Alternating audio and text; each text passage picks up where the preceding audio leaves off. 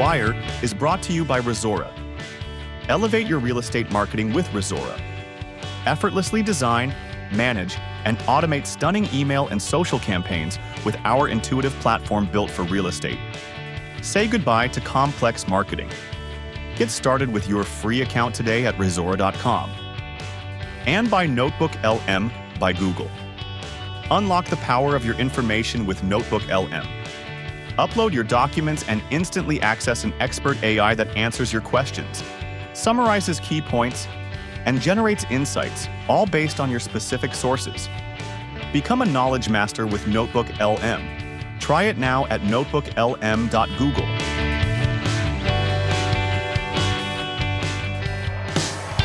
Okay, so last week in real estate, Yeah. it was wild. It was a wild one. Wildfires, lawsuits, market predictions. It really was. Fila.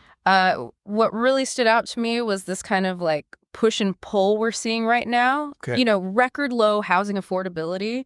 But then we also have this like never sell mentality. Yeah, that never sell thing, it's wild. Redfin said 34% of homeowners are like, nope, never selling. Yeah. And for baby boomers, Oh, yeah. that number jumps to 43%. 43% are like, this is it. I'm never leaving. Yeah. But you think with home values going up, they'd be cashing in? Right. You would think so. But, you know, when you look at what's happening with affordability, it kind of makes sense. Okay. Yeah. Like if they want to trade up to a new place, they're going to be facing those crazy prices. Yeah. And like 7+% mortgage rates. Oof. Yeah, that's not great. Yeah. So they're kind of stuck. Yeah, they're stuck. But maybe stuck isn't so bad. Yeah. They're sitting on all this equity. Maybe this is like a new market for agents, you know, to help them leverage that equity for renovations or Absolutely. investment properties or something. I love that angle. Yeah. You could even see like more ADUs popping up, Yeah. like in-law suites, so families can, you know, live all together. Yeah, multi-generational. Multi-generational, exactly. It's about thinking outside the box. It is. All right, so affordability, it's still a big problem. Yeah. I mean, Redfin said the median income you need to buy a home last year was like $116,000. Oh, wow. $116,782. Oof. It's a lot. It's a lot. Yeah. But there's some good news, too. Okay. Affordability actually got a little bit better last year. Really? Yeah, wages are growing faster than housing payments. Oh, that's good. So that's something. Yeah, it's a small win, but it doesn't change the fact that so many people are still priced out of the market. Right. But what is interesting is that Redfin called out some like regional differences. Okay. Like Texas, they saw some relief. In Texas. Yeah, particularly in places like Austin, San Antonio. Okay. Dallas, Fort Worth, they're seeing rising inventory, Okay. slower price growth. So, Interesting. yeah, So maybe not all doom and gloom. not all doom and gloom. Agents got to pay attention to those local markets. Absolutely. Keep an eye on those trends. See what's happening. Yeah, because there are opportunities out there. Yeah, for sure. Yeah. Okay, now let's talk mortgage rates. Ooh. They've been all over the place. Oh, tell me about it. It's been a roller coaster. Yeah, whiplash. Yeah. Started the year at 6.08% for a 30-year fixed. Right. Peaked at 7.22%, then dipped when the Fed cut rates, and now they're back up around 7%. Oh, wow. And then we had that December jobs report. Oh, yeah, that jobs report. That threw everyone off. That was a curveball. It was. It really was. Stronger than expected. So now some experts think the Fed might hit pause on the rate cuts. Yeah, the Mortgage Bankers Association actually suggested that. They did. They did. So much uncertainty. So much upside. Buyers and sellers are like frozen. Yeah, they're just waiting to see what happens next. Playing chicken. Yeah, who's going to blink first? Exactly. But you know what? This is where agents can really step up, Absolutely. guiding their clients through this craziness. It's a whole new level of expertise. It is. You know, you got to be able to break it down. Explain what's going on. Yeah, give them clear advice. Data-driven advice. Data-driven advice. That's key right now. Yeah, for sure. Yeah. Okay. Oh. And speaking of data, we can't forget about those wildfires out in L.A. Oh, it's just tragic. Over 9,000 homes and businesses gone. Yeah, it's just devastating. And, you know, the impact, it's going to go way beyond the immediate damage. Yeah. This is going to put a huge strain on the insurance market out in California. Oh, absolutely. I mean, we could see premiums just skyrocket. Oh, yeah. Making it even harder for people to afford to live in those areas. Exactly. And this isn't just a California thing. No, it's not. I mean, look at what happened in Florida after those hurricanes. Exactly. Helene and Milton. Yeah. Those were tough. Insurance is becoming a major factor everywhere. It really is a national issue. Yeah, agents need to be ready to talk about it. Oh, absolutely. Counsel their clients on the risks. Especially in those areas that are prone to natural disasters. Yeah, be proactive. Be proactive, be informed. Okay, let's shift gears a little bit. Okay. Let's talk about NAR. All right. Those lawsuits against their three-way membership agreement. Oh, yeah, those are heating up. They are coming from all sides. Yeah. But the main argument is that it's anti-competitive, Yeah, they're saying it's stifling competition. limiting access to MLS data. Right. And ultimately, it's hurting consumers. Yeah. And then you've got that new lawsuit in Pennsylvania Oh, yeah. alleging discrimination. Against minority members. Right. Yeah. It's a lot. It's a lot for NAR to deal with. It really is. I mean, this could have a big impact on how the industry works. Absolutely. We could see changes to MLS access, Yeah. commission structures, even the role of the Realtor Association itself. It's a pivotal moment for NAR. It really is how they handle this. It's going to shape the future of the industry. For sure. Their response is going to be key. Okay, speaking of the future, let's talk about investor sentiment. All right. That winter storm analogy Ooh, yeah. seems pretty fitting right now. It does, doesn't it? Investors are getting nervous. Yeah. I mean, can you blame them? Not really. High interest rates, Yeah. inflation, Uh-huh. property taxes going through the roof. Yeah. It's a lot to deal with. Plus the insurance costs we talked about. Exactly. All that uncertainty. Yeah. And Bright MLS, they did a survey, and less than 10% of prospective home buyers were investors. Wow. That's a big drop It is a big drop. compared to previous years, for sure. So if investors are pulling back, yeah. where does that leave agents? Well, we need to shift our focus Okay. to the buyers and sellers who are still ready to make a move. The ones who are still motivated, Exactly. It's about understanding their needs. their specific needs. Yeah. Yeah. And, for buyers, it's about finding those properties that work for their budget Uh-huh. and their lifestyle. Even in this tight market. Yeah, exactly. And Yeah. for sellers, Yeah. it's about showcasing the value, Okay. attracting the right buyers. Yeah, being strategic. Being strategic, being creative. Thinking outside the box. Exactly. Okay, so, we talked about the housing shortage Yes. and how it might end in the next decade. That's a bold prediction. It is. But the data from that Harvard report, Yeah. pretty compelling. It is. They're projecting over 11 million new homes. 11 million. Yeah, between 2025 and 2035. Wow, that's a huge jump. It is a huge increase. Yeah. And when you consider that population growth is slowing down, it's not as crazy as it sounds. Okay, so population growth, usually that's a good thing for real estate. It is traditionally, yeah. But in this case, It could actually be the key the key to what? to rebalancing the market. Okay. If supply can catch up with demand, we might actually see less competition, Okay. fewer bidding wars. That would be nice. Yeah, it would be a shift for sure. So if this happens, what does it mean for agents?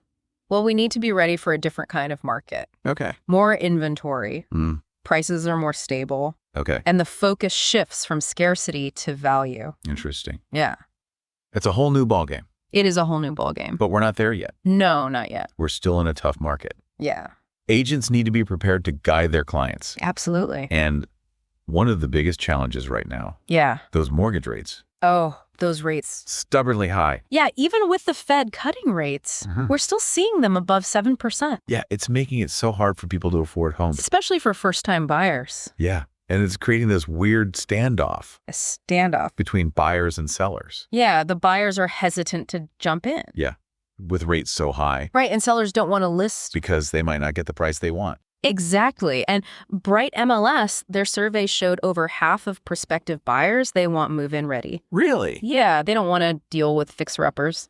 Makes sense when financing is so expensive. Yeah, it's just not the right time. Okay, so what's the advice for agents? Well, for buyers, I think it's all about being prepared. Okay.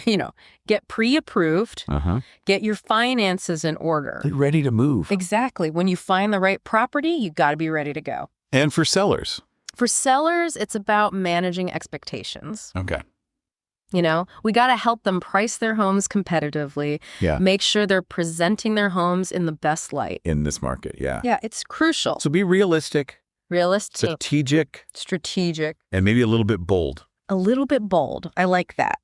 Yeah, and speaking of bold, let's talk luxury. Ooh, luxury. The high-end market. Okay. It's doing pretty well, actually. Really? Yeah, despite the overall slowdown. Interesting. It's like a different world up there. It really is. The data from WealthX, it shows that women with a net worth of at least $5 million, Wow. they own about 15% of the luxury real estate in the U.S. That's incredible. Yeah. It really shows you the power of women. Absolutely. It's fantastic. And it's not just about who's buying. Right. It's also what they're buying. Okay, what are they buying? We're seeing a shift away from those traditional luxury spots. Like New York. Yeah, New York, London, Okay. Where are they going? places like Miami, Miami. Okay. Dubai, Interesting. Singapore, Melbourne, Lisbon. Wow. They're all attracting those high net worth individuals. People are looking for something different. Yeah, a different lifestyle. Different investment opportunities. Exactly. And for those who want a little more peace and quiet, Yeah. lakefront properties are still hot. Oh, yeah. Lake Norman in North Carolina. Really? Yeah, that's a top choice according to Lake Homes Realty. So there's a luxury property out there for everyone, There really is. whether you want the city or a peaceful lake retreat. It's all about finding what works for you. Okay, let's bring it back to the bigger picture All right. and talk about agents themselves. Okay. How are they adapting to this crazy market? It's tough out there. Yeah. You got to be more than just a salesperson. Right. You got to be a trusted advisor, Mm-hmm. a negotiator, A marketer? a data analyst. You got to wear a lot of hats. So many hats. Yeah. And with technology changing so fast, Yeah. client expectations are different. Ooh. You got to be constantly learning. Yeah. You can't just list a property and wait for the phone to ring anymore. Right. You got to be proactive. Yeah. Build those relationships. Show your expertise. Exactly. Be online. See. Online. Social media, all that. Yeah, you got to be where the clients are. It's like you got to create a personal brand. You got to become that go-to expert. Yeah, and professional development, Oh, that's huge. continuing education. NAR offers so many resources. They do. Online courses, Mhm. conferences, you name it. It's all about staying ahead of the game. It's exact. And those designations, Yes. certifications. Those can make a big difference. Yeah, it shows you're serious about your career. Absolutely. You're committed to providing the best service. Yeah, and let's not forget about ethics. Oh, that's crucial. With everything going on, Yeah. it's more important than ever. For agents to be ethical, Absolutely. NAR's code of ethics, it's there for a reason. Yeah, a guide for ethical conduct. Exactly. Agents need to know it. And follow it, It's about doing the right thing. even when it's hard. Yeah, building trust. This is everything. Okay, back to NAR. All right. And those lawsuits, Yeah. they're raising a lot of questions. They are about NAR's role. Their influence. Yeah. Are they Yeah. stifling competition? Are they limiting consumer choice? Are they engaging in discriminatory practices? It's a lot of accusations. It is. And NAR has denied them. They have. But regardless of what happens with the lawsuits, Yeah, they're under scrutiny. big time. Yeah. They need to step up. Show that they're committed to fairness. Transparency They need to show that they're listening. to their members. Yeah, and advocating for the best interests of the industry. Actions speak louder than words. Exactly. Yeah. You got to prove themselves. Okay. So we've talked about the challenges, Yes. the changing role of agents, the legal battles ahead. Yeah, What about the individual agents out there? right. What advice do you have for them? Stay informed. Okay. Be adaptable. Uh-huh. And focus on relationships. So relationships are key. They really are. Mhm. You know, the market might be changing. Yeah. But good business practices, those stay the same. Right. Provide value. About trust. Exceed expectations. So it's not just about closing deals. It's about building a business. Sustainable business. Yes, one that's built on integrity. And client service. That's what leads to success. Long-term success. Absolutely. Well said. All right. So we've talked about the challenges, the changing role of agents, the legal battles ahead. Yeah, but let's look ahead a little bit, you know? Great. We talked about that prediction, the housing shortage might end in the next decade. Yeah. That's a big change. It is a big shift. What other long-term trends should agents be thinking about?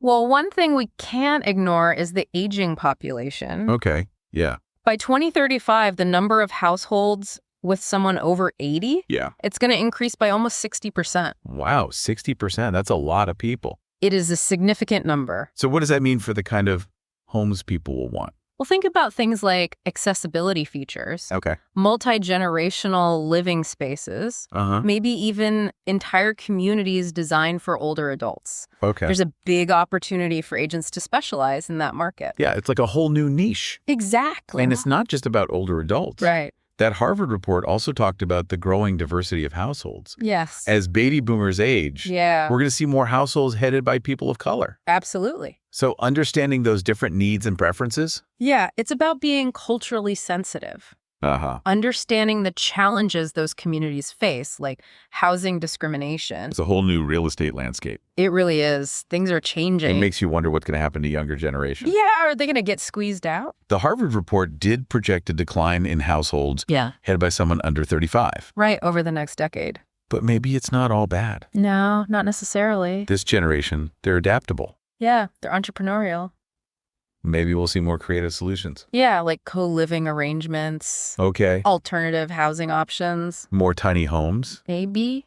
communal living, making a comeback. It's fascinating to think about. It is real estate. It's always changing. Always evolving. Always something new to learn. So as we wrap up this deep dive, Yeah. what's the one thing our listeners should take away from all of this? Embrace the change. Embrace the change. Don't be afraid to try new things. Okay. Learn new skills. Be creative. Be adaptable. Exactly. The agents who are willing to adapt, Yeah. they're the ones who are going to thrive. Even in a challenging market. Even in a challenging market, there are always opportunities. For those who are informed, Informed. adaptable, Adaptable. and proactive. Absolutely. So stay informed Stay engaged. and stay excited about the future of real estate. I love it. This has been a great deep dive. It has. Thanks for joining us. Thank you. We'll be back next week with another look at the latest real estate news. Hey there, thanks for tuning into The Wire. If you're enjoying the show and want to help us keep bringing you the latest in real estate, visit us at thewire.fm and click the Support the Wire button in the main navigation. Your support makes all the difference. Thank you.